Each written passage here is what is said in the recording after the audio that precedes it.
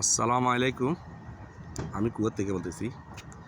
কুয়েতের জায়গাটা হচ্ছে আপনি আবদুল্লাহ মুবারক। এখানে এটা বাস সিটি কলেজ, এটা অনেক বড় কলেজ। এখান থেকে আপনার দেখা যায় ডক্টর, ইঞ্জিনিয়ার, মানে সব সেক্টরের লোকগুলো এখান থেকে নিয়োগ দেওয়া হয়। বড় কলেজ। আর এই দেশে মহিলার সংখ্যা অনেক বেশি, পড়ালেখা করে। এই পুরা এরিয়া জায়গাতে আপনি খালি মহিলারা এই কলেজেতে আসে, পুরুষ লোক একটু কম। আর এই দেশে কুয়েতিরা অনেক এখন অলসিত হয়ে গেছে। বেশিরভাগ ঘরের মেয়েদেরকে ওয়াইফ দিয়ে চাকরি করায়।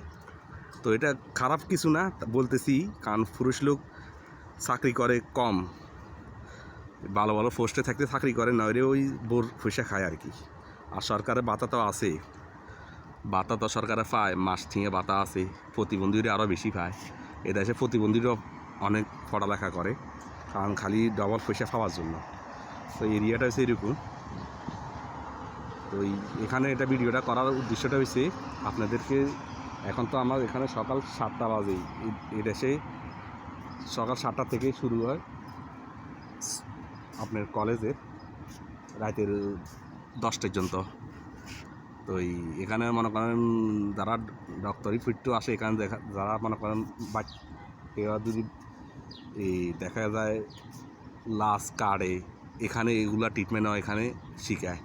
মানে আমারই একটা ম্যাডাম আসলে, ম্যাডামের দেখলাম যে রাতে 10টার দিকে কয় কি কয় হসপিটালে কলেজে মানে লাশের কল্যাকুর দেখান পরে দেখায় শিখে এরকম।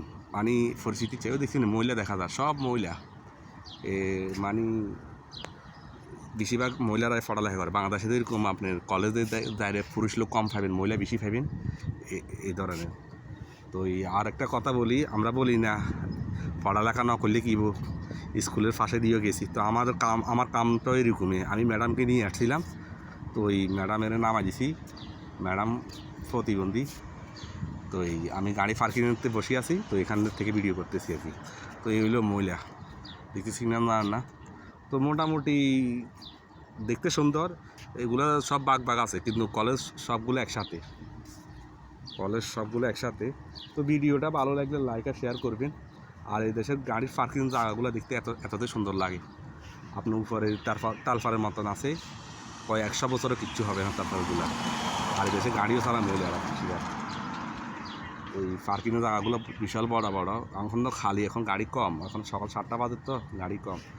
দেখা গেছে যে আর 1 ঘন্টার পর এখানে গাড়িটাই খারাপ যাইতো না। গাড়ি গরমে, ইঞ্জিনের গরমে খারাপ যাইতো না। আর এখন গরমের সিজন। আমি একটা জুম করে দেখা আপনাদেরকে, মানে এই দেশের পরিস্থিতি কী অবস্থা।